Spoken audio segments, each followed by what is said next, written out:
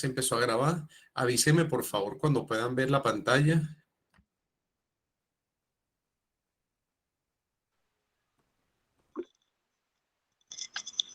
Ya se ve, profesor. Bueno, entonces estamos, listo. Yo estaba haciendo esta función que ven allí, que esa era la función que quería ver si era continua por la derecha y por la izquierda. Y fíjense que ese ejercicio terminó justamente cuando yo decía, ese ejercicio terminaba cuando yo veía que el límite por la izquierda y el límite por la derecha eran diferentes. Y entonces como ese límite por la izquierda y derecha son distintos, eso me lleva a decir que el límite no existe y por lo tanto la función no era continua en x igual a 2. Si la función no era continua en x igual a 2, automáticamente la derivada no existe. Y les quería proponer otro ejercicio donde el límite por la derecha y el límite por la izquierda sí fuesen igual y también la función evaluada en el punto diera el mismo valor para yo decir, ah, ahora sí es continua. Pero que también vieran que aunque iba a demostrar que si era continua en ese otro ejemplo, aún así todavía la derivabilidad no se iba a cumplir porque faltaba que se cumpliese otro requisito, el cual no se iba a cumplir. Entonces voy a avanzar a ese segundo ejemplo. Ese segundo ejemplo donde sí va a haber continuidad, pero aún a pesar de que hay continuidad, no va a ser derivable igualmente. F' en ese valor no va a existir. Aquí voy con el ejercicio. Ya yo había propuesto uno, voy a proponer otro. El ejercicio sería este. A ver. Ya, que salen aquí unas cosas. Que listo. F de x igual a x cuadrado más 1 si x es menor o igual a 3. ¿Sí? Entonces, y el otro va a ser 3x más 1 si x es mayor que 3. Ahí está. El igual está arriba. Atención con eso. El igual está arriba. Y bueno, comienzo. Yo lo primero que quiero, me piden halle f' evaluada en 3, entre paréntesis, si es que existe. Si es que existe. Entonces sabemos que en el valor 3, allí hay un cambio de función, entonces ahí hay como el riesgo de que no exista la derivada. Lo primero que tengo que hacer, número uno, es el ver si la función es continua en x igual a 3. Entonces, primero comienzo calculando el límite cuando x tiende al 3 por la izquierda, que en ese caso se usa la función de arriba, x cuadrado más 1. Eso es 3 al cuadrado más 1, que 3 por 3 es 9, más 1, 10. Y también tengo que ver que el límite por la derecha también existe y que valga el mismo valor que me dio el otro límite de arriba, que sería 3x más 1. Aquí también sería 3 por 3, 9, más 1 es 10. Listo. 3 por 3, 9, más 1, 10. Listo. Entonces, conclusión, perfecto. El límite sí existe. El límite sí existe, pero todavía falta ver que la función f evaluada en 3 también exista y me dé el mismo valor que me da el límite por la derecha y por la izquierda. Entonces, cuando voy a buscar cuánto vale la función evaluada en el punto, me voy a donde está el igual, es decir, a la función que está arriba, porque allí es donde está el igual. Entonces tengo que calcular aquí 3 al cuadrado más 1, que ya lo dijimos, 3 por 3, 9, más 1, 10. Perfecto, entonces como el límite por la izquierda es igual al límite por la derecha y además la función evaluada en el punto existe y es igual al valor del límite, todo eso me lleva a concluir que f de x sí es continua en x igual a 3. Porque f sea continua en x igual a 3 quiere decir que la función también es derivable en x igual a 3. No lo puedo asegurar. Ese es un requisito que necesitaba que se cumpliera. Afortunadamente sí se cumple, pero es un requisito que no es suficiente para afirmar eso. El siguiente requisito es ver cuánto vale la derivada por definición. Quiero calcular cuánto vale f', pero ya no f' de x, sino f' de 3. Y calcular f' de 3 con el límite que se usa cuando uno hace derivadas por definición. Límite cuando x tiende al 3 por la izquierda. Entonces aquí tengo que colocar la función evaluada. Aquí normalmente en este paréntesis uno colocaba x más h, pero ahora no voy a colocar x más h, voy a colocar 3 más h, porque x vale 3. Y a esto yo le restaba normalmente menos f de x, pero no voy a restar menos f de x, voy a restar menos f de 3. Y esto es dividido entre h. Como estoy haciendo el límite por la izquierda, tengo que usar la función que está arriba en la función a trozos, la que está arriba, porque es por la izquierda. Entonces, cuando hago la de la izquierda, en lugar de colocar x cuadrado más 1, voy a colocar entre paréntesis 3 más h cuadrado. Ese viene siendo como el x cuadrado que se reemplaza por 3 más h cuadrado y fuera del paréntesis más 1. Esa es la función. Y a eso le tengo que restar f de 3, sabiendo que f de 3 la busco donde está el igual. Y ya eso lo había hecho antes. Ya yo sé que f evaluado en 3, como se busca en la parte de arriba, ese resultado da 10. Y todo esto lo divido entre h. Entonces, bueno, ahí puedo hacer para hallar f' de 3, pero por el lado izquierdo, hago otra vez el límite, desarrollo ese producto notable, me va a quedar 3 por 3, 9, más 3 por 2 es 6h, más h por h cuadrado, más 1 menos 10, todo dividido con h. Entonces, si yo a este 9 le sumo 1, me da 10, y si le resto 10, me da 0. Me queda finalmente entonces límite cuando x tiende al 3 por la izquierda, me va a quedar 6h más h cuadrado. Pero sacando factor común h, me va a quedar 6 más h, y abajo la h que se va a simplificar y rompí la indeterminación. Finalmente, f' de 3 cuando es por la izquierda me da el límite cuando x tiende a 3 por la izquierda de 6 más h. Aquí estoy haciendo algo mal, disculpe, tengo que arreglarlo. Cuando yo hago el límite por definición, esto es cansancio y como lo estoy haciendo apurado, y ahí hay un poquito de cada cosa. Este límite no es ningún x cuando x tiende a 3 por la izquierda. Esto es cuando h tiende a 0. Este límite, la derivada por definición, si hacen un poquito de memoria, no es ningún límite cuando x tiende ni a 5, ni a 4, ni a 3, ni a 2, ni a 1. Es el límite cuando h tiende a 0. Aquí es el límite cuando h tiende a 0. Cuando h tiende a 0, h tiende a 0, h tiende a 0. Y h tiende a 0. Corríjanme, por favor, si llegan a darse cuenta de algún error. Entonces, ese límite me da 6 más 0. 6 más 0, que 6 más 0 es 6. Ese es el límite por la izquierda. Ahora voy a hacer en azul el de la derecha. Ahora, f' de 3, pero por la derecha. Límite cuando h tiende a 0 por la derecha. Me faltó poner aquí izquierda, izquierda, izquierda, izquierda, izquierda. Ahora es por la derecha. Cuando me voy por la derecha, tengo que usar la función de abajo. Me queda entonces donde dice donde dice f de 3 más h, voy a colocar entonces 3 paréntesis, 3 más h donde va la x, y después fuera del paréntesis más 1.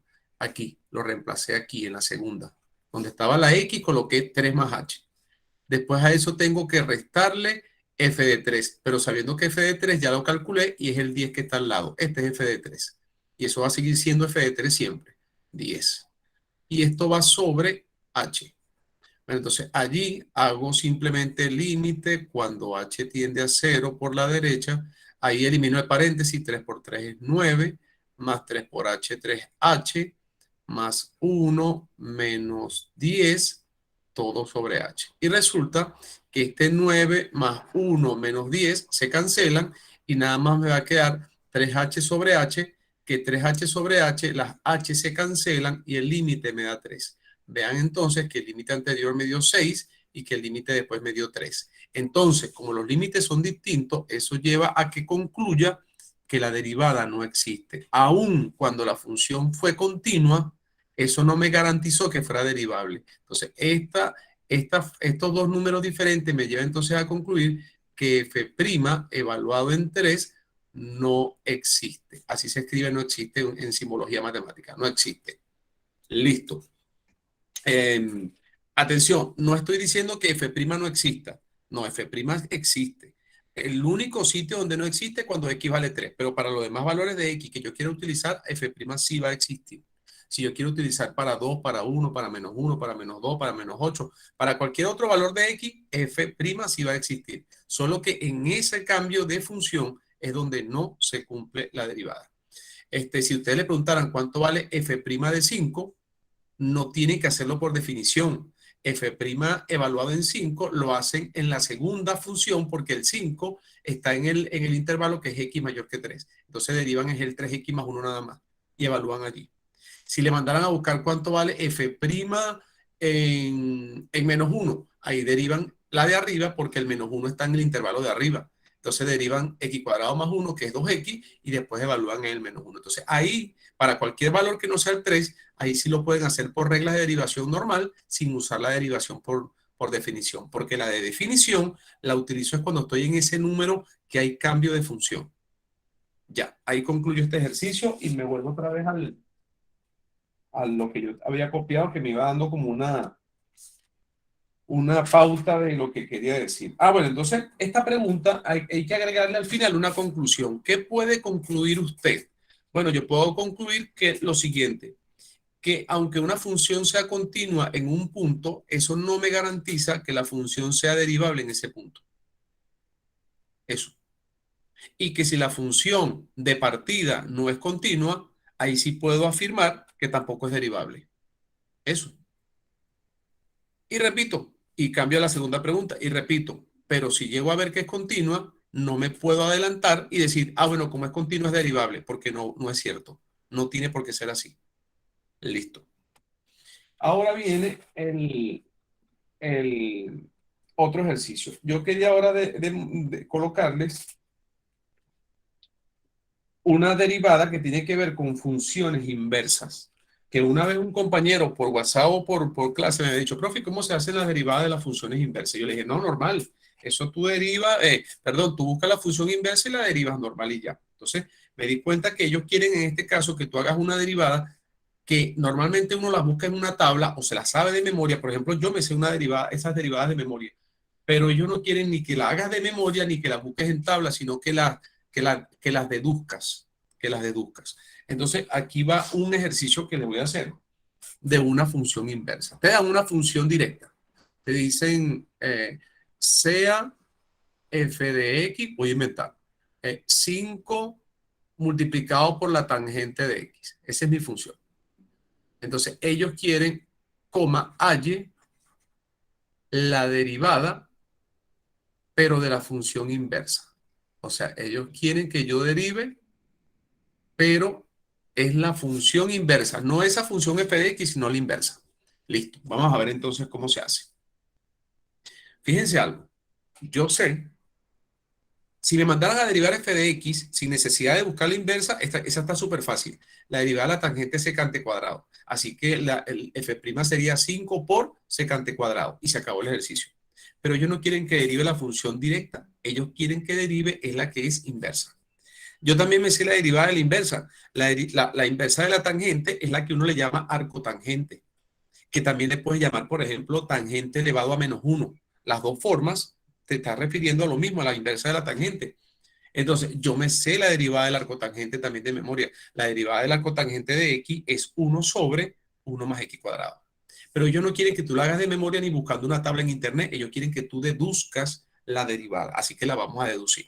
Si a mí me dan entonces para que yo derive la función inversa, atención a lo que vamos a hacer. Lo primero que vamos a hacer es cambiar esa f de x por la letra y. Entonces vamos aquí a organizarnos en pasos. Entonces, así para que alcance el espacio. Yo voy a cambiar f de x por y y voy a colocar que y es igual a 5 tangente de x. Bien, continúo. Además, voy a cambiar la letra y por la letra x. O sea, voy a hacer un cambio de letra. Donde aparezca x pongo y y donde aparezca y pongo x. Eso me va a llevar entonces que en lugar de decir que y es igual a 5 tangente de x, voy a escribir es x igual a 5 tangente de y. Porque eso lo hace uno cuando uno busca función inversa. Uno despeja la x y al final cambia la letra. Bueno, yo quiero cambiar la letra desde el principio. Estoy cambiando la letra. Y ahora yo voy a tratar de despejar tangente de y. Atención aquí. Ese 5 lo voy a pasar dividiendo. Y me va a quedar que x sobre 5 es igual a la tangente de y. Ahora, esto que acabo de llegar acá es muy importante porque además que lo voy a derivar, además de que esa expresión la voy a derivar de los dos lados, además esa misma expresión me va a ayudar a construir un triángulo rectángulo cuyos lados, cuyos catetos y hipotenusa, yo los voy a deducir desde esa misma expresión. Atención acá. yo dibujo un triángulo rectángulo y escojo cualquiera de los dos ángulos agudos, cualquiera de los dos, el de arriba o el de abajo, lo escojo y lo marco y lo llamo Y. Es decir, lo llamo Y porque aquí yo tengo tangente de Y y se supone que si dice tangente de Y es el ángulo. Entonces, lo escogí el de abajo. Ahora, yo le voy a empezar a colocar datos a esos lados de ese triángulo rectángulo. Fíjense, para hacer la parte siguiente, yo tengo que saber que cuando yo busco una tangente y yo tengo una fracción, el que está arriba se le llama cateto opuesto y el que está debajo se le llama cateto adyacente. Para poder lograr eso, yo tengo que saber estas fórmulas que voy a escribir a continuación. Si me hablan de tangente, la tangente va a ser opuesto sobre adyacente. Si me hablan del seno, el seno es opuesto sobre hipotenusa. Si me hablan del coseno, el coseno es adyacente sobre hipotenusa. Se las escribo todas porque yo no sé cuál van a necesitar ustedes. Entonces las tienen todas de una vez. Tengo el seno, coseno, tangente, pero faltan tres más. Hay unas funciones que le llaman también funciones inversas o razones inversas, pero que no es el arcotangente, ni el arcocoseno, ni el arcocoseno. También se le llaman inversas, pero son razones inversas. Por ejemplo, la razón inversa del seno se le llama cosecante y se abrevia CSC, cosecante. Y la cosecante, como es el inverso del seno, es hipotenusa sobre opuesto. O sea, si el seno es opuesto sobre hipotenusa, este es al revés, hipotenusa sobre opuesto. Así como el seno tiene su razón inversa, que es la cosecante, el coseno también tiene su razón inversa, que se llama secante. Y si el coseno es adyacente sobre hipotenusa, la secante es hipotenusa sobre adyacente. La fracción al revés. Y la tangente también tiene su razón inversa, que la razón inversa de la tangente se llama, iba a decir cotangente, cotangente. Se llama cotangente. Y la cotangente, si la tangente es opuesto sobre adyacente, la cotangente es al revés, adyacente sobre opuesto. Entonces, con esas seis me van a ayudar para yo hacer lo que voy a mostrarle luego. Entonces, fíjense. Entonces, como yo aquí en el cuadro tenía que la tangente era x sobre 5 y yo sé que la tangente es opuesto sobre adyacente, entonces ya yo sé que la x es el opuesto y el 5 es el adyacente. Entonces, en el triángulo, ¿cómo reconozco quién es el opuesto? El opuesto es el que está frente al ángulo y. Entonces, el opuesto que es x va aquí al frente. ¿Cómo reconozco el adyacente? El adyacente es el que está al lado. Entonces, el 5 iría aquí al lado del ángulo y.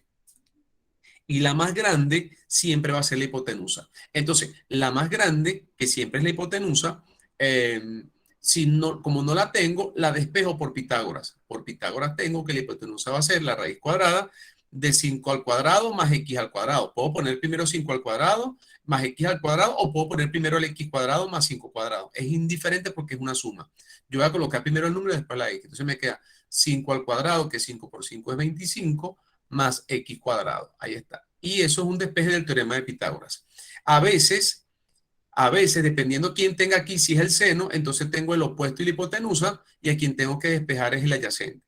Que en ese caso, cuando es el adyacente, cuando uno despeja el opuesto o uno despeja el adyacente, en lugar de escribir un más, uno escribe un menos. Un menos. Y en esa resta, dentro de esa raíz, uno coloca de primero al más grande, que es la hipotenusa. Pero como en este caso me tocó fue con la hipotenusa es la suma de los dos catetos al cuadrado. Listo. Entonces ahí tengo ese pequeño triángulo que me va a ayudar dentro de un momento para hacer el siguiente paso. El siguiente paso, después de haber dibujado el triángulo, el siguiente paso es derivar lo que está en el cuadro. Es más, derivar de un lado y derivar del otro lado. Es decir, derivar x quintos. Me gustaría preguntarle cuál es la derivada de x quinto. De repente me lo dicen bien, de repente se equivoca, de repente se tardan. Pero entonces no quiero perder tanto tiempo. La derivada de x quinto es un quinto, porque la derivada de x es 1 y el 5 es una constante. Así que me queda que la derivada de x quinto es un quinto. Y del otro lado, la derivada de la tangente, si no la saben, la buscan en una tabla. La derivada de la tangente es la secante al cuadrado. Entonces aquí me queda secante al cuadrado de y. Pero cuando uno deriva algo que tiene y, yo les enseñé por derivación implícita hace como 2 o 3 clases atrás, que cuando uno deriva algo que tiene y, uno tiene después que multiplicar por y'. Y ahí voy a despejar y'. Si yo despejo y', esa secante cuadrado pasa dividiendo al lado del 5. y me quedaría 5 por la secante al cuadrado de y. Así vamos, así vamos. Y ya estamos casi terminando. Ahora a mí lo que me queda es tomar esta secante de y, que la voy a pintar, tomar esta, no, pero con amarillo mejor, tomar esta secante de y y sacarla del triángulo, o sea, buscar en el triángulo quién es la secante de y, en el mismo triángulo que tengo dibujado. Bueno, según mis fórmulas que están abajo, dice que la secante va a ser la hipotenusa sobre el adyacente. Y en el triángulo tengo quién es la hipotenusa y tengo quién es el adyacente. Entonces me va a quedar que y' es igual a 1 sobre 5 y vean por. Entonces, ¿quién es la secante? Dice, secante es hipotenusa sobre adyacente. Bueno, en el triángulo veo que la hipotenusa es 25 más x cuadrado sobre el adyacente, que es un 5. Y eso tengo que elevarlo al cuadrado porque dice secante al cuadrado. Que si no dijera secante cuadrado, no le pongo cuadrado. Y ahora lo que tengo que hacer es lo siguiente. Y' es igual a 1 sobre 5 por, cuando elevo esa raíz al cuadrado, la raíz se elimina y me queda 25 más x cuadrado sin raíz. Y cuando elevo el 5 del denominador también al cuadrado, me queda 5 por 5, 25. Este 5 y este 25 lo simplifico dividiendo entre 5 y me quedaría 1 sobre, abajo quedaría un 5. Y al hacer doble C, como dice 1, el 5 pasa para arriba y abajo quedaría 25 más x cuadrado. Y esta es la derivada. Y listo. Esa es la derivada que me estaban pidiendo, la derivada de la inversa de la que estaba arriba. A ver, creo que levantaron la mano porque sonó la campanita. ¿Qué me quieren decir? Díganlo. Profesor, una consulta. Ese Ujú. x cuadrado que está dentro de la raíz no se iría con el exponente que está afuera. A ver, no. 25 más x cuadrado. Decir esto es un error. Eso no se puede hacer. No se puede. Eso no es viable. No es viable porque yo no puedo, la raíz cuadrada no es lineal, que yo pueda decir que esto es la raíz así. Eso no se puede. Ahora, si yo tuviese la raíz de 25 más x y cierro el paréntesis al cuadrado, así, esa raíz sí se va con ese cuadrado, ahí sí, porque es un cuadrado para todo lo que está dentro. ¿Eso responde la pregunta? Sí. Listo, entonces, así como lo hice, sí. La raíz se puede ir, pero es con el exponente 2 que está fuera del paréntesis más grande. Ahí sí se puede ir. De hecho, se fue. ¿Quieren que haga otro? Podemos hacer otro. Yo hice una de la tangente. ¿Quieren que haga un seno, un coseno, una tangente? ¿Cuál les gustaría que hiciera ahora? Vamos a hacer otra. Sí, profe, un seno. A ver cómo. Pero el seno no es el que está en la guía, en el TPS, ¿verdad? Ya voy a verificar. Sí, verifiquemos, porque si está el seno, hacemos el coseno. O hacemos una secante, o hacemos una cosecante, o una cotangente, pero hagamos otro que no sea el mismo. Sí, el seno es el que está bueno. Si quieres, hacemos una cosecante. Ok, hagamos el coseno. Vamos a hacer el coseno con cualquier otro número. Entonces voy a colocar 3 multiplicado por el coseno de x. Quiero derivar la inversa. Entonces, fíjense en los pasos. ¿Qué tengo que hacer primero? Hacer el cambio de la X por la Y. Hagamos entonces el cambio de la x, se cambia por la y. Y me quedaría x igual a 3 por el coseno de y. Bien. Y después de hacer ese cambio, tengo que pasar el 3 dividido. Me queda x dividido con 3 es igual a...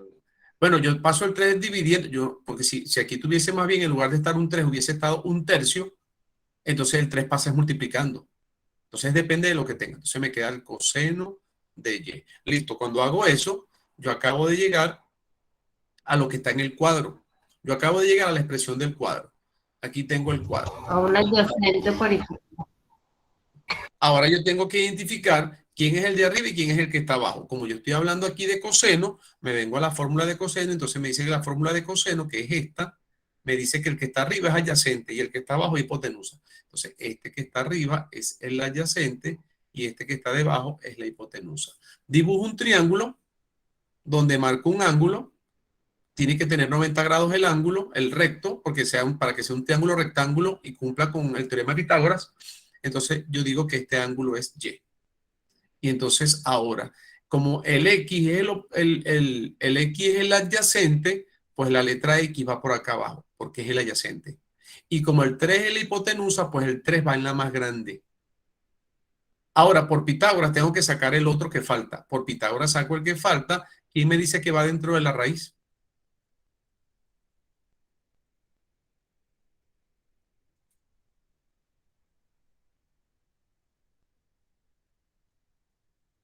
No saben.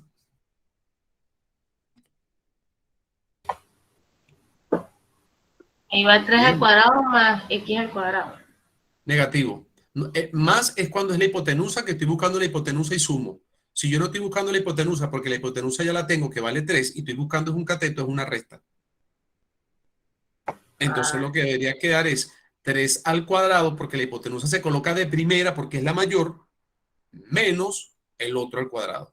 Y ese 3 al cuadrado es 9, así que me queda la raíz de 9 menos x cuadrado. Listo, por aquí estamos listos. Me voy entonces al esquema y me dice que después que yo haga este paso de buscar el triángulo, el paso siguiente es cuando derivo de los dos lados.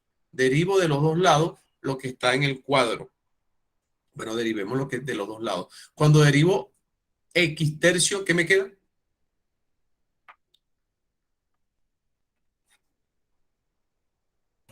Un tercio. Y un tercio. Y cuando derivo el coseno, la derivada del coseno es Es el el menos menos seno.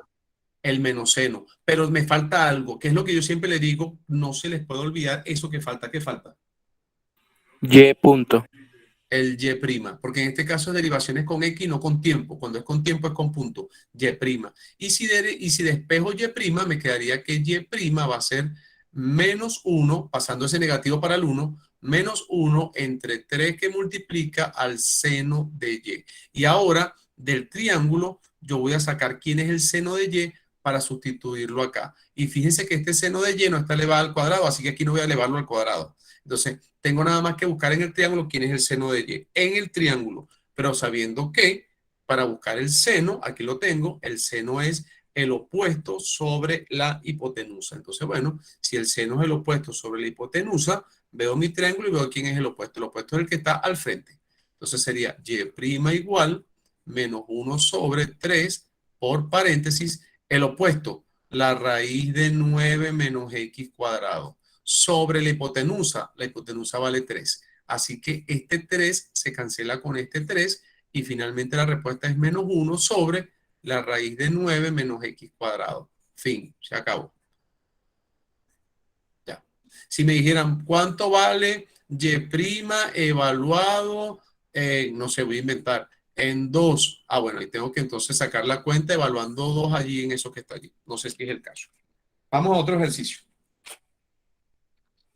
En el otro ejercicio dice, después de la derivada inversa, bla, bla, bla, bla. Ok, me piden que haga una que tiene valor absoluto. Es un ejercicio que tiene valor absoluto. Bueno, aquí hay dos formas de abordar un ejercicio con valor absoluto. A ver.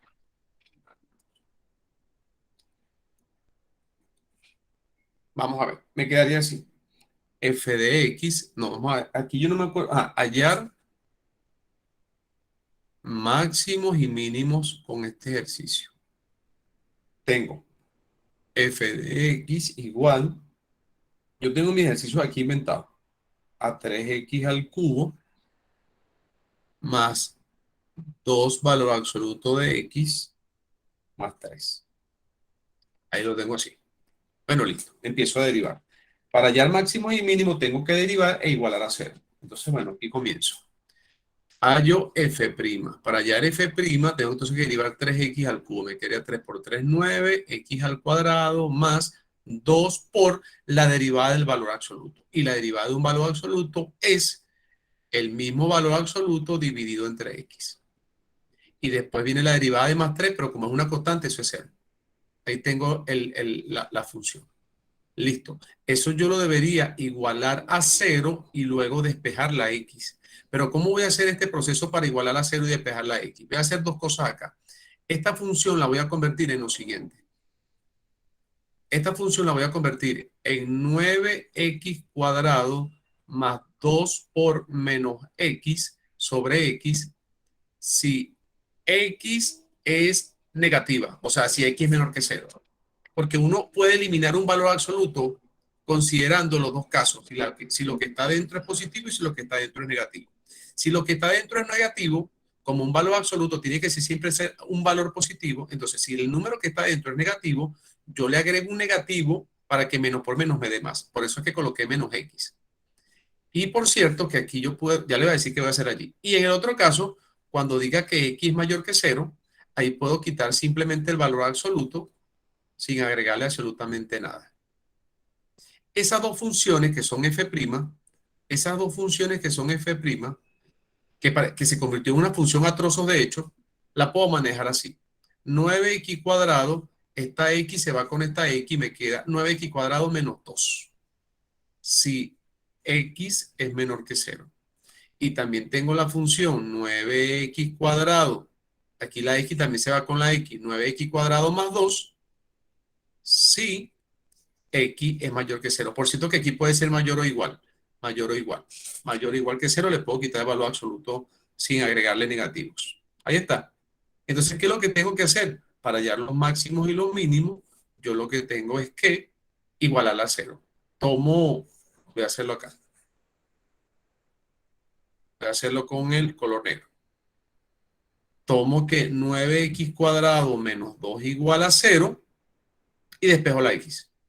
Cuando despejo la x me queda entonces que 9x cuadrado es igual a 2, o sea que x cuadrado es igual a 2 novenos, es decir que x es igual a más menos la raíz de 2 novenos, que eso es más menos la raíz de 2 sobre 3. Bueno, ahí tengo dos valores. Ahí tengo un valor que dice que una x vale menos raíz de 2 sobre 3 y que la otra x vale más raíz de 2 sobre 3. Bueno, la positiva la voy a descartar y le voy a poner aquí un no con rojo. Y le voy a explicar por qué la descarté. ¿Por qué descarté la positiva y no la negativa? Porque yo estoy trabajando en este momento con la de arriba. Y en la de arriba dice que, a ver, me equivoqué. En la de arriba dice que la x tiene que ser un número menor que 0. Y el número que es menor que 0 es este que es negativo. Porque el que descarté es mayor que 0 y se contradice porque yo tengo que, si estoy trabajando con la de arriba, tengo que quedarme con los x que sean menores que 0. Y la que descarté es mayor que 0 por ser positiva. Por eso la descarté. Y ahora tomo la que está debajo, que es ese 9x cuadrado más 2, 9x cuadrado más 2,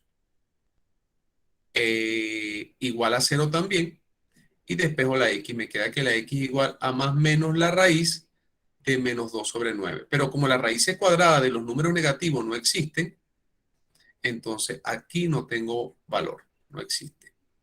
Entonces, ¿qué es lo que me queda finalmente? Me quedó un solo punto crítico, uno solo. Entonces, ¿qué fue el que pinté de amarillo? Entonces, como me quedó un solo punto crítico, lo marco menos raíz de 2 sobre 3 y tomo un valor de la izquierda y un valor de la derecha. Y veo si me da positivo o me da negativo. Repito, a ver, tomo un valor de la izquierda. Un valor de la izquierda pudiese ser, un valor a la izquierda de este número pudiese ser el menos 1. Porque menos 1 está a la izquierda de ese valor. Bueno, y ese menos 1 lo reemplazo en la f', pero en la f' de arriba porque este número salió de la de arriba. Entonces, ese menos 1 lo reemplazo aquí y veo si me da positivo o negativo. De hecho, me va a dar positivo. Entonces, aquí es positivo en esta región. Quiere decir que aquí va subiendo porque es positivo. Y del otro lado podría tomar el 0, que el 0 está a la derecha del menos raíz de 2 sobre 3. Si tomo el 0, cuando coloco el 0 aquí, me queda 9 por 0 cuadrado menos 2, que me da negativo. Entonces resulta que por los signos que acabo de conseguir, esa función va así. Va, donde dice positivo va subiendo hasta que llega al punto de quiebre y después donde dice negativo va bajando. Entonces este punto, por ser la cresta arriba de una montaña, ese es un máximo. Y ahí estamos. Entonces, en este ejercicio no había un máximo y un mínimo, sino que había un solo punto y era máximo. Y ahí está. Y si quiero buscar el punto máximo, un punto tiene dos coordenadas. Bueno, la coordenada de la X sería menos raíz de 2 sobre 3. Y la coordenada de la Y sería tomar ese menos raíz de 2 sobre 3 y evaluarlo en la función original. En la función original evalúo menos raíz de 2 sobre 3. Y ahí está. Sería interesante con GeoGebra graficar esta función, a ver si es verdad que en ese punto el menos raíz de 2 sobre 3, que es aproximadamente un número negativo, pero un menos 0, algo. Ver que en ese menos 0, algo efectivamente hay un punto arriba que es máximo. Pero eso lo pudiesen hacer con GeoGebra. Yo lo voy a hacer aquí un minuto, pero en el celular. Porque si cierro la computadora, cierro la pantalla para abrir el otro, para escribir, ahí me voy a perder mucho rato. Y después tengo que volver a la pantalla, abrir, compartir, etcétera, etcétera. Y se pierden ahí como 3, 4 minutos. Mientras que aquí lo estoy haciendo en el celular y les voy a mandar el pantallazo del celular, la captura de pantalla se la voy a mandar al grupo para que vean cómo es la función. Entonces la función es y igual, porque ese f de x lo puedo cambiar por un y. Y es igual a 3x al cubo, 3x elevado al cubo, y después viene más 2 valor absoluto, más, ya, aquí me equivoqué, borro, ajá, más 2 multiplicado, menos que GeoGebra tiene valor absoluto, más 2 multiplicado por el valor absoluto de x, ajá, ya puse más 2 multiplicado por el valor absoluto de x, y a eso le sumo más 3, y ya les paso la pantalla para que ustedes vean que sí se cumple, sí, efectivamente hay un máximo. Y repito, ese número donde se cumple el máximo, que es menos raíz de 2 sobre 3, ese es un número que es como un menos 0, algo. No llega a menos 1, menos 0, algo. Y ahí se lo voy a mostrar.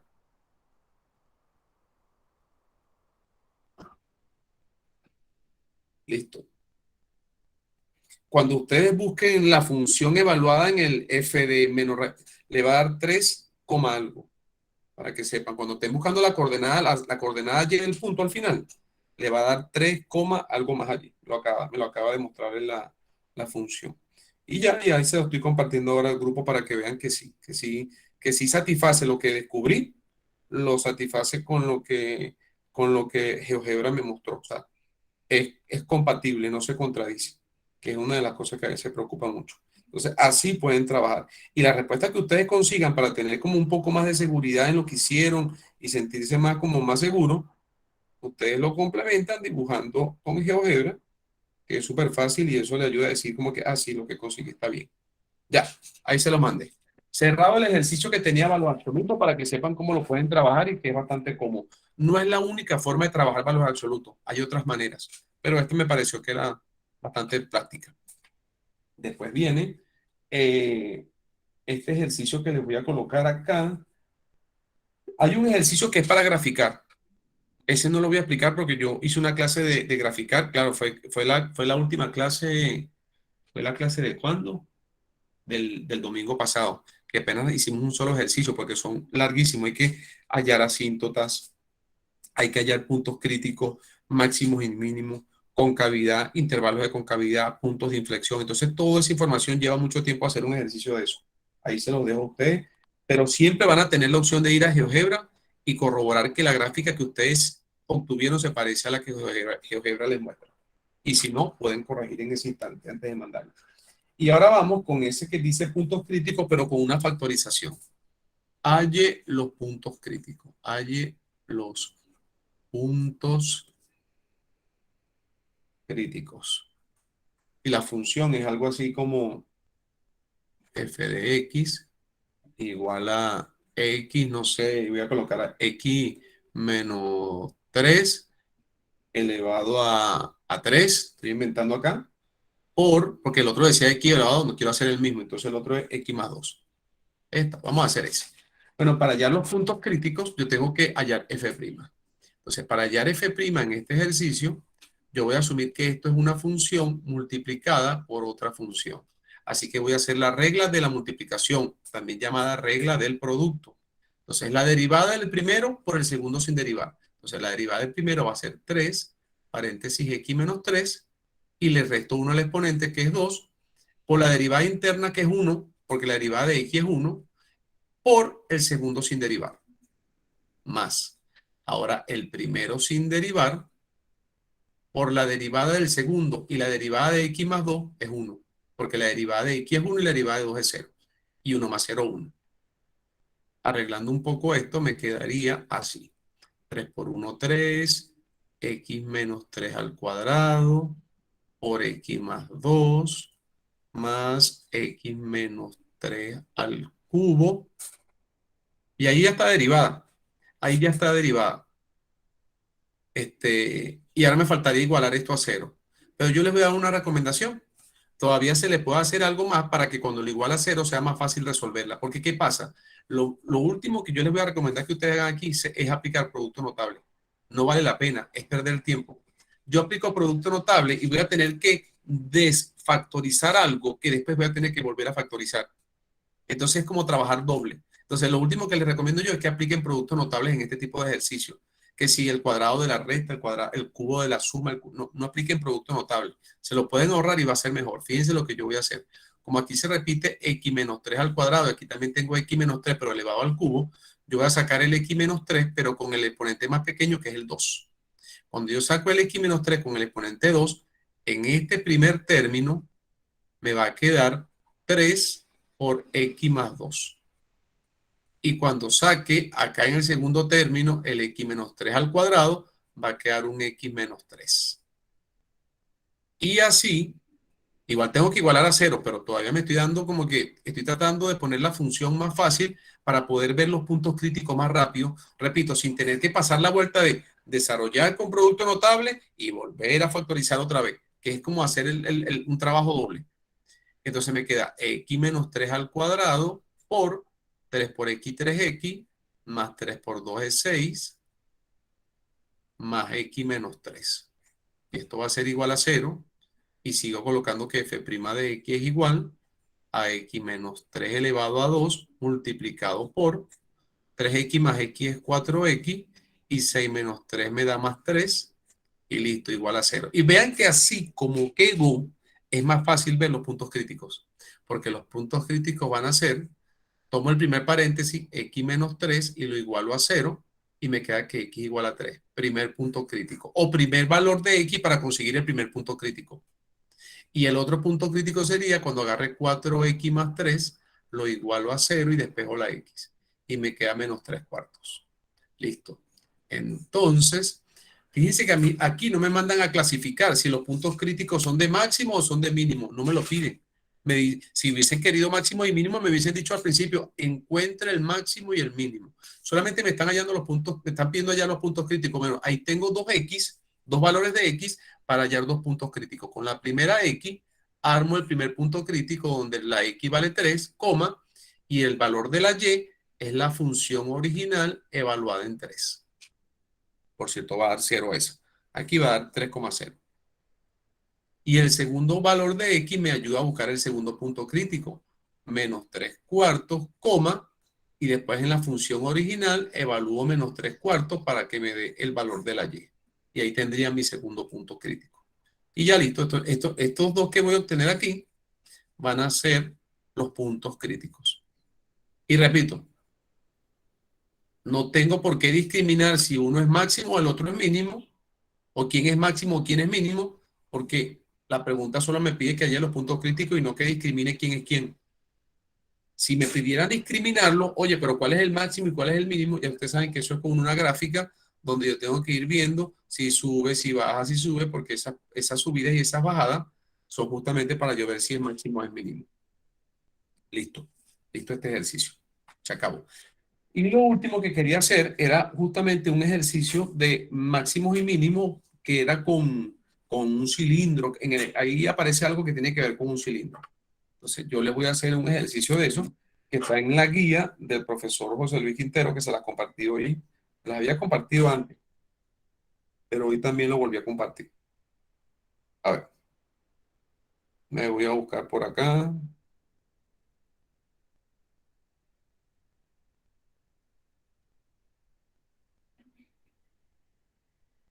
buscando la clase. Blin, blin, blin, blin.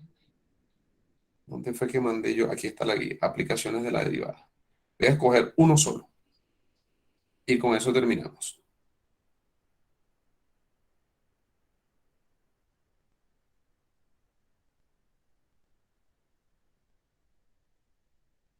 Mire, aquí hablan de un cono. No, este no es. Muy bien. Este no es. Este pudiese ser. Este no.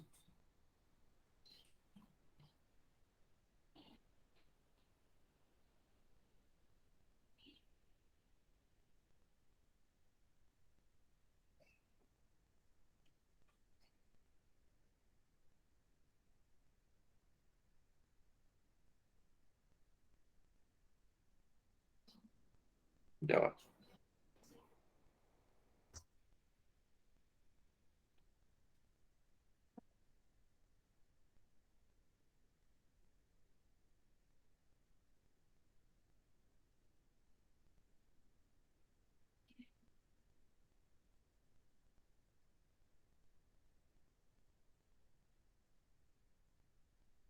No consigo un ejercicio, pero ya, si no lo consigo, lo invento.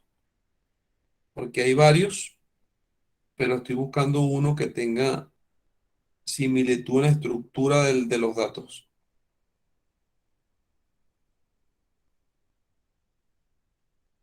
Sí, vamos a buscar.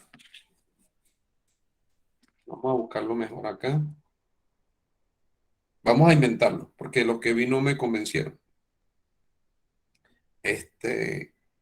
Ya para calcular un valor así que ayude a que tenga más sentido lo que vamos a hacer. Porque lo quiero inventar, pero tampoco quiero sacar valores así extraños. Que de repente al final concluya como que ese valor no era el mejor o con ese valor no correspondía según las condiciones del ejercicio y todo eso. A ver.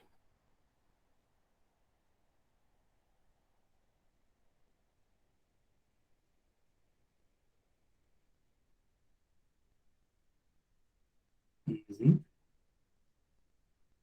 Yo no sé por qué esto se...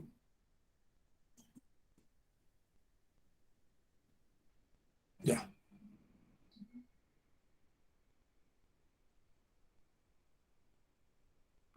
ya listo. Fíjense.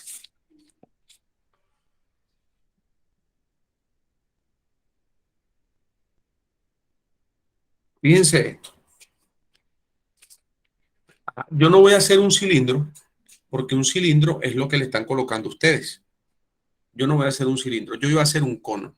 Igual el cono, el cono, al igual que el cilindro, tiene radio, tiene altura, tiene volumen, tiene área lateral.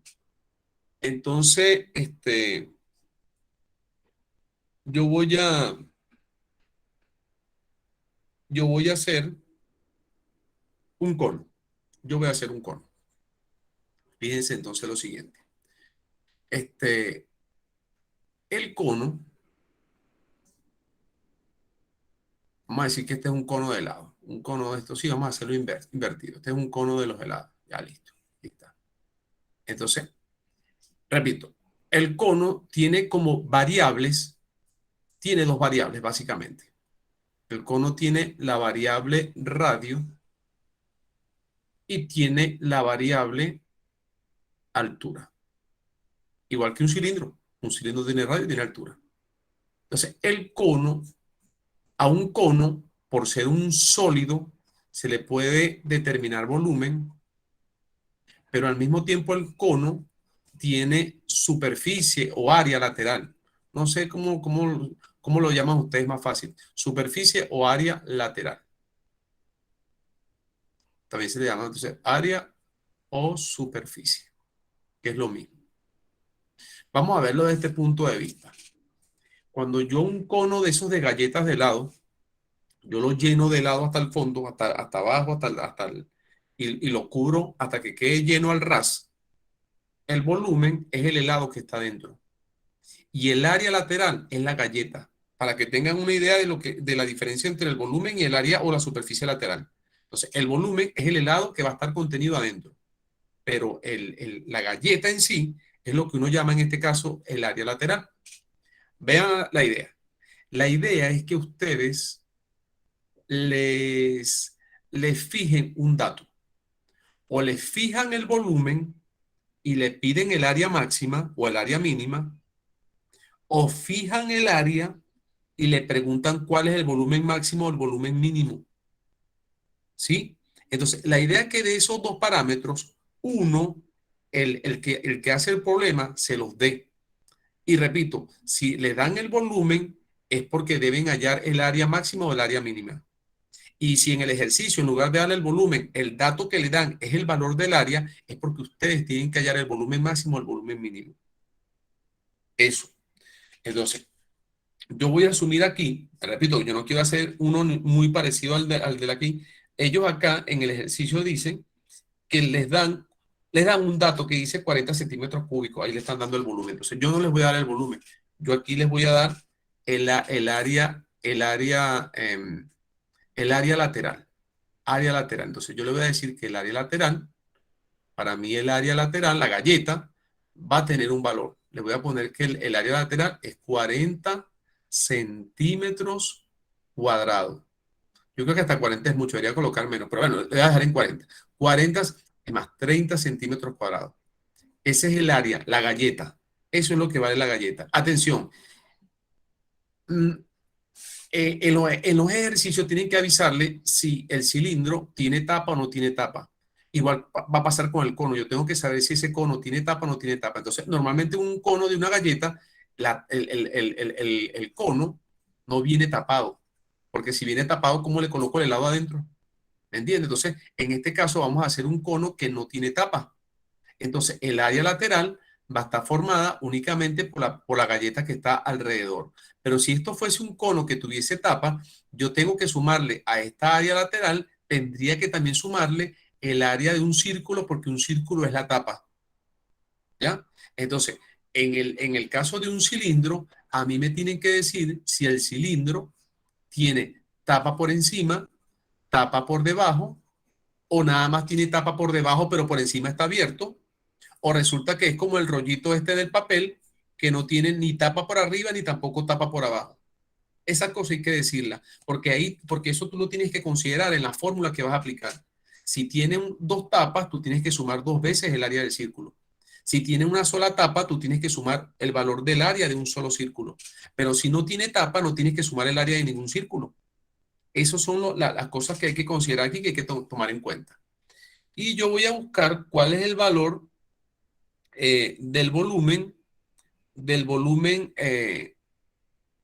máximo. Voy a buscar cuánto vale el volumen máximo. Repito, a mí no me dan el valor del radio. A mí no me dan tampoco el valor de la altura. Eso no me lo dicen. Solamente me dicen que el área de la galleta vale esto que está aquí, 30 centímetros cuadrados. Eso es el único dato. Y con ese dato yo tengo que buscar cuánto es el volumen máximo que yo puedo meter dentro de ese cono que tiene un área lateral de 30 centímetros cuadrados y no tiene tapa.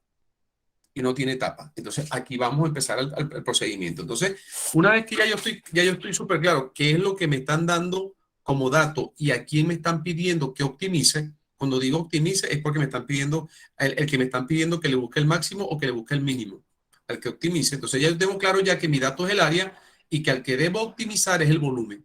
Entonces, yo debo de usar esas dos fórmulas. Yo debo buscar en internet, o si no me la sé de memoria, buscarla donde tenga cualquier libro o en cualquier internet, cuál es el volumen, en este caso, de un cono. Bueno, el volumen de un cono es 1/3 de pi por el radio al cuadrado multiplicado por la altura. Ese es el volumen de un cono. Repito, donde yo no conozco R y yo tampoco conozco H. Yo no conozco ninguna de las dos letras.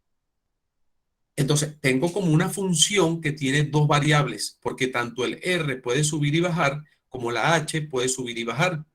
Y nosotros estamos acostumbrados a trabajar con funciones que tienen una sola variable, que es nada más la X.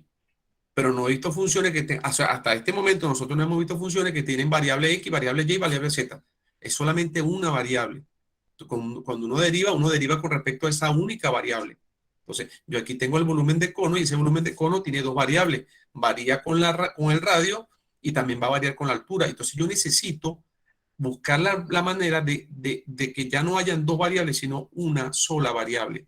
O el puro radio o la pura altura, pero que no puedo trabajar con el radio y la altura al mismo tiempo, que son dos incógnitas o más bien dos variables. Entonces, quien me va a ayudar a que de esas dos letras aparezca una sola es el dato del área. El dato del área es quien me va a permitir a mí poder desaparecer o la letra H o la letra R. Pero para poder hacer eso necesito conocer cómo se busca el área de un cono. O sea, necesito saber esa fórmula también. Esas, tengo que ser honesto, esa no me la sé de memoria. La estoy buscando aquí. El superficie de un cono sin tapa. Porque también existe superficie de un cono con tapa, que es sumándole el área del círculo. Superficie, cono, superficie del cono. Voy a colocar así nada más. Y aquí ya como que me la escribió. Listo. La superficie del cono es...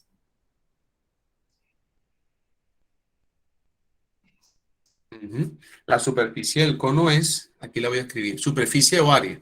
Superficie área del cono es igual a pi por el radio por, esta letra no me acuerdo, o sea, sé a quién se refiere, pero no me acuerdo cómo que se le llama.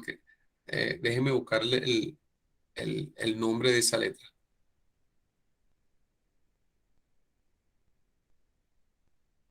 Bueno, a pi por r por l más pi por el radio al cuadrado. Ese pi por el radio al cuadrado es la tapa, pero como en este caso estamos hablando de un cono que no tiene tapa, porque si no, no puedo colocarle el lado adentro, este término lo quito. Y nada más me queda pi por r por l, donde L es esto que les voy a dibujar acá en el cono. L es la hipotenusa de este triángulo que estoy dibujando, donde este es el R, este es H, y L es esta hipotenusa que está acá. Esto es L. Y que obviamente se puede calcular con Pitágoras, donde L va a ser igual a la raíz cuadrada de H cuadrado más R cuadrado. Entonces me queda que el área del cono o la superficie del cono es igual a pi por el radio por L, que L es la raíz cuadrada de R cuadrado más H cuadrado. Me da lo mismo quien colocó primero, porque al final es una suma y da lo mismo. ¿Ya? Y luego esa área es conocida y vale 30. Esa área es conocida y vale 30. Entonces, ya aquí yo puedo despejar alguna de las variables. Para yo poder, repito, de esta expresión que tengo acá abajo, yo tengo que despejar o la letra H o la letra R, para reemplazarla arriba en el volumen del cono y así tener una fórmula del volumen del cono donde no aparezcan las dos letras al mismo tiempo, sino que aparezca una sola. Entonces, si a mí me dicen, ¿cuál quieres despejar, la R o la H? Yo escogería la H, porque la H aparece una sola vez y eso facilita que la puedas despejar más sencillo. Entonces, yo de aquí, repito, despejaría la letra H, por ser más fácil de despejar en esa expresión. Entonces, me quedaría despejando, sería entonces 30 dividido entre pi por r, después elevado al cuadrado, menos r cuadrado, raíz. Ese es el despeje de la h de esa fórmula que está allí. Repito, es cuestión de pasar dividiendo, luego tengo una raíz, lo paso como un cuadrado y después me queda un término que lo paso restando y por último, como tenía h elevado a 2, para que me quedara h y no h elevado a 2, coloqué raíz. Esa h se puede acomodar un poquito más. Antes de usarla sería 30 por 30, 900. Por cierto que este 900 lo pueden dividir entre 3,14 porque tienen pi allí dividiendo. Y multiplicado por r más, perdón, ni siquiera por r. Esto sería por pi cuadrado y r cuadrado. O sea que pueden multiplicar 3,14 por 3,14 y al resultado que obtengan dividir 900 con eso. Y ahí también les ayuda a acomodar. Y coloqué un signo más y no es ningún signo más, es un signo menos. Menos r cuadrado. Y ahí tengo la h. Esa h yo la puedo reemplazar aquí. Y cuando yo reemplace allí, me va a quedar una expresión que tiene pura la letra R, no va a haber H ya. Y ahí yo puedo derivar. Y aplicando la regla de producto, porque me va a quedar un producto. Entonces la derivada del primero por el segundo sin derivar, más, y ya depende de la habilidad de ustedes que tengan para calcular ese volumen máximo o volumen mínimo que le están pidiendo. Lo voy a hacer en la siguiente lámina para que vean cómo es. Pero vamos a recapitular aquí antes de pasar a la siguiente lámina a terminarlo. Entonces, repito, dependiendo de la figura que le pidan, cono, cilindro, paralelepípedo, que el paralelepípedo es como una caja de zapatos, el cubo o la esfera incluso, dependiendo de la figura que le den, a ustedes van a ver dos variables. En este caso, en el cono, en el caso del cilindro, en el caso de las esferas, casi siempre en las figuras en tercera dimensión, figuras tridimensionales, los dos parámetros son área y volumen. Entonces, de los dos parámetros siempre va a haber uno que es un dato y el otro que es la función que tienen que derivar para optimizar. Optimizar buscando el máximo o optimizar buscando el mínimo. Entonces, ustedes deben escribir las fórmulas y donde le den el dato, en este caso el dato era en el área, de ese donde dan el dato, ustedes tienen que despejar una de las dos variables que hay. En este caso las dos variables eran R y H. Entonces, o despejaba R o despejaba H. La que se me hiciera más fácil. Y luego ese despeje lo iba a sustituir arriba en la fórmula del volumen, que el volumen es lo que necesito optimizar, porque optimizar significa buscar el valor máximo, buscar el valor mínimo. Entonces, ahí al sustituir, la nueva expresión que voy a obtener es que el volumen del cono, que es 1/3 multiplicado por pi, multiplicado por el radio al cuadrado, para ver, y ahora multiplicado por h. Pero como viene multiplicado por h, ya yo no quiero trabajar con h, yo voy a colocar eso que está allí. 900, raíz cuadrada de 900, a ver, raíz cuadrada de 900 sobre pi cuadrado, 900 sobre pi cuadrado, miren, multiplicado por r elevado a menos 2, porque si yo subo esa r cuadrado que está en el denominador, la subo, sube como r elevado a menos 2. Me gusta más así para derivarla más fácil. Y después viene menos r cuadrado, y estamos listos. Esta expresión es la función que yo necesito derivar, o sea, hallar b', que también la puedo llamar derivada de b con respecto a r, porque r es la única variable ahora. Entonces, o b' o derivada de b con respecto a r, y eso es lo que yo tengo que derivar. Entonces, vean, atención, como 1/3 de pi es constante, yo voy a derivar es lo que está de r cuadrado en adelante. Entonces, la derivada del primero, porque ahora sí, aquí voy a pintar en color esto. Este es el primero, no, este color no me va a servir, este sí. Este es el primero, cuando diga derivada del primero, es la derivada del amarillo, por el segundo sin derivar, todo esto. Eso. Entonces voy a empezar. Derivada del primero, 2r, por el segundo sin derivar. Bueno, 900 entre pi cuadrado, insisto, si alguien tiene por ahí una calculadora y puede sacar cuánto vale pi cuadrado y después 900 entre eso y me dice el número, sería genial para poner aquí un solo valor. 900 entre pi cuadrado, r elevado a menos 2, menos r cuadrado. Ya, ese más. Ahora, el primero sin derivar por la derivada del segundo. En la derivada del segundo viene una regla de la cadena, donde me va a quedar la derivada de la raíz es 1 entre 2 veces la raíz con todo el argumento que tiene adentro,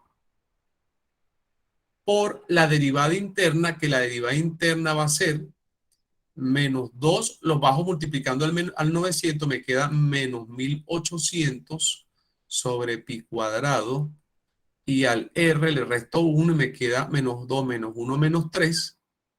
Después viene menos la derivada del r cuadrado, que me queda 2r. Esta es la derivación interna. Bueno, miren, todo eso que está allí ya es la derivada. Y ahora, eso se puede arreglar y se puede poner mucho mejor. Pero lo más importante es que esta derivada yo tengo que igualarla a 0, porque es como cuando uno busca máximos y mínimos, que uno deriva igual a 0. Bueno, cuando yo derivo igual a 0, este 1/3 de pi, que es una constante, lo paso dividiendo al 0 y desaparece. Este 1/3 de pi va a desaparecer cuando lo pase dividiendo. ¿Y qué me va quedando?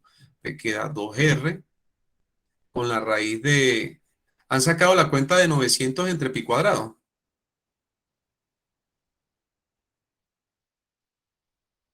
¿No? ¿O se fue otra vez el internet? 900 sobre pi cuadrado, r a la menos 2 menos r cuadrado, más, aquí me va a quedar, arreglando un poco esto también, me va a quedar r cuadrado sobre 2 veces esta raíz, que además tiene acá arriba dos negativos. Menos 1800 entre pi cuadrado. Sería bueno también saber cuánto vale eso para trabajar con un decimal y no con esa fracción. Por r elevado a menos 3 menos 2r, y esto es igual a 0. Esto es igual a 0. Puedo hacer otras cosas, por ejemplo, colocar aquí un 1 y hacer esto así cruzado. Y esto me quedaría 2 por 2, 4. 4r. Esa raíz cuando la multiplica por aquella raíz, me queda raíz con raíz, me queda raíz al cuadrado y se va. Me queda 900 sobre pi cuadrado. R elevado a menos 2 menos r cuadrado. Aquí es r cuadrado, perdón. ¿Ya? Más esto es, aquí me quedaría r cuadrado, paréntesis menos 1800 sobre pi cuadrado, r elevado a menos 3 menos 2r. Y luego esto va dividido entre 2 veces esa raíz. Insisto, es el mismo argumento de la otra raíz. Y esto es igual a 0. Entonces yo aquí tomaría este término que tengo acá y lo pasaría, ya que aquí me faltó algo. Ajá. Yo tomaría este término que está aquí dividiendo y lo pasaría multiplicando al 0, porque todo lo que se multiplique por 0 da 0. Y ahí como que la ecuación empieza como a verse un poquito más clara. Me quedaría 4r. Aquí, por ejemplo, ya les voy a decir qué se me ocurre aquí en este poco de r que tengo allí. Tengo r por aquí, r por allá. 900 sobre pi cuadrado. Profesor, esto es 91,18. Y El sobre ahorita lo pi reemplazo. cuadrado. Ahorita lo reemplazo. Ya vamos para allá. Y aquí me quedaría esto. Por cierto, aquí puedo sacar factor común. Miren, aquí puedo sacar factor común negativo. Y puedo sacar factor común también. Sí, negativo lo que veo y hasta un factor común 2. Porque aquí tengo 1800, que es 2 por 900 y factor común 2. Entonces puedo sacar factor común menos 2. Me queda menos 2r, paréntesis. Y al sacar menos 2r paréntesis me queda 900 entre pi cuadrado. Otra vez aparece el 900 sobre pi cuadrado. ¿Qué más aparte de 900 sobre pi cuadrado? Aparecería r elevado a menos 3. Y aparece por acá menos r. Porque... menos r porque el 2 lo saqué factor común. Y ya, y esto es igual a 0. Perfecto. Y aquí puedo hacer otra simplificación más, que es divido aquí entre 2r, divido aquí entre 2r y divido aquí entre 2r. Y eso va a hacer que aquí me quede un 2. Y aquí también este 2 y esta r se cancelan. Y me va a quedar menos igual a 0. ¿Cuánto me decías que daba 900 entre pi cuadrado? 91,18. Ok, 91,18 sobre r cuadrado. Ese sobre r cuadrado por el r negativo que tengo, r elevado a menos 2. Menos r cuadrado. Y aquí tengo lo mismo, 91,18 sobre r elevado a 3 menos r. Igual a 0. Se va mejorando el panorama. ¿Qué más puedo ver aquí? Se me ocurre esto, a colocarle un 1 acá y hacerlo así. Y me quedaría 291,18 menos r elevado a 4 sobre r elevado a 2 menos, aquí también le colocaría un 1 y me quedaría 91,18 menos r elevado a 4 sobre r elevado a 3, 0. Y aquí también pudiese hacer, voy a multiplicar este 2. ¿Cuánto es 91,18 multiplicado por 2?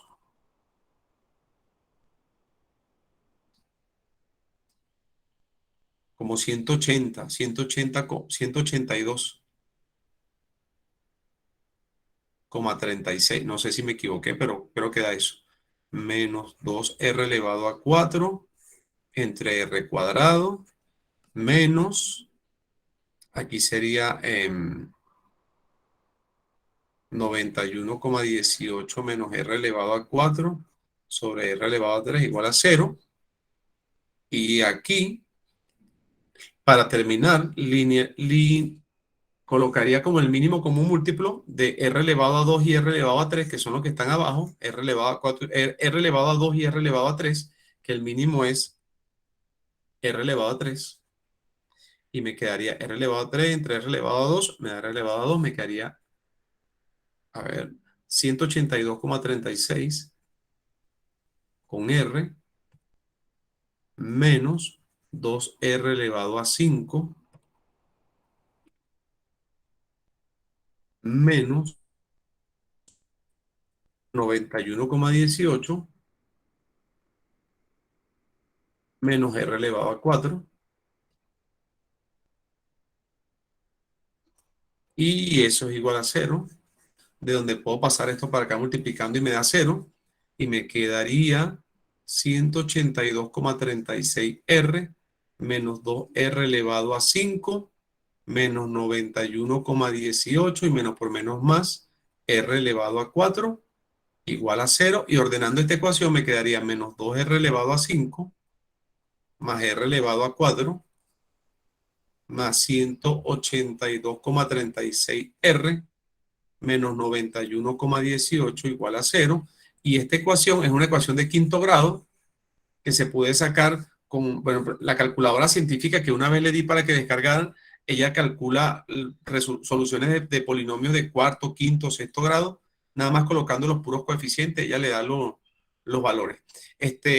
Pero bueno, vamos a pensar que este ejercicio dio esta ecuación tan complicada de resolver, porque como fue inventado por mí y tomé el cono, de repente el cono no es el sólido más amigable. En el caso del cilindro, la fórmula, por lo menos el cilindro, no aparece esa raíz cuadrada esa raíz cuadrada que proviene de acá de esta letra L que coloqué aquí.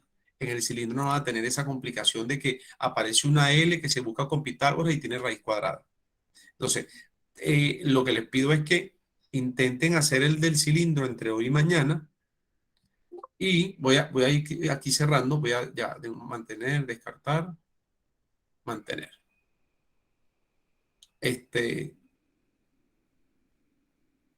Listo. Y bueno, lo que les sugiero es justamente eso. Vamos a detener la grabación.